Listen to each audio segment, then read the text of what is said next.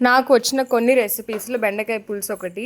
అది కూడా మా అత్తయ్య తమిళ స్టైల్‌లో నేర్పించారనమాట. అదే మీ అందరితో షేర్ చేస్తున్నాను. ముందుగా అయితే ఒక కడాయిలో ఆయిల్ తీసుకొని పోపు వేసుకున్న తర్వాత ఆనియన్స్ వేయాలి. ఆనియన్స్ చక్కగా వేగిన తర్వాత 2 టొమాటోస్ యాడ్ చేయాలి. నేనైతే 2 టొమాటోస్ అండ్ 1 ఆనియన్ తీసుకున్నాననమాట. అవి చక్కగా టొమాటోస్ మగ్గే వరకు వెయిట్ చేసిన తర్వాత నేనైతే ర్యాండమ్‌గా సూప్ నూడిల్స్ మా హస్బెండ్ కోసం ప్రిపేర్ చేస్తున్నాను.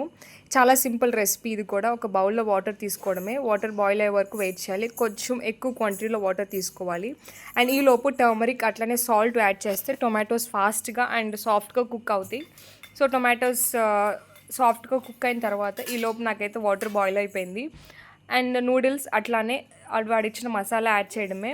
అది నూడిల్స్ బాయిల్ అయ్యే వరకు వెయిట్ చేస్తే కొంచెం వాటరీగా సూప్గా ఉండాలి కాబట్టి వాటర్ ఎక్కువ తీసుకోవాలి. అండ్ ఇక్కడైతే వెల్లుల్లిపాయలు ఎక్కువ యాడ్ చేసుకుంటే కర్రీకి చాలా టేస్ట్ అనమాట. అండ్ అలానే కారము, ధనియాల పొడి, గరం మసాలా వేస్తే బెండకాయ పులుసుకి చాలా టేస్ట్ వస్తుంది. తర్వాత బెండకాయలు అట్లానే చింతపండు పులుసు వాటర్ యాడ్ చేయాలి. బెండకాయలు కుక్ అయ్యే వరకు సరిపడా వాటర్ యాడ్ చేస్తే సరిపోతుంది అనమాట. అండ్ మూత పెట్టేసి ఈలోపు నాకు నూడిల్స్ రెడీ అయిపోయినాయి. అండ్ మా హస్బెండ్ రియాక్షన్ చూడండి ఎట్లా ఉందో.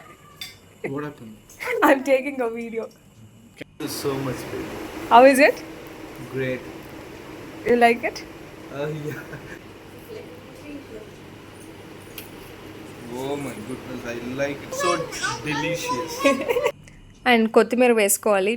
బెండకాయలు బాయిల్ అయిపోయిన తర్వాత కొబ్బరి పాలు పోసుకుంటే చాలా టేస్ట్ ఉంటుంది.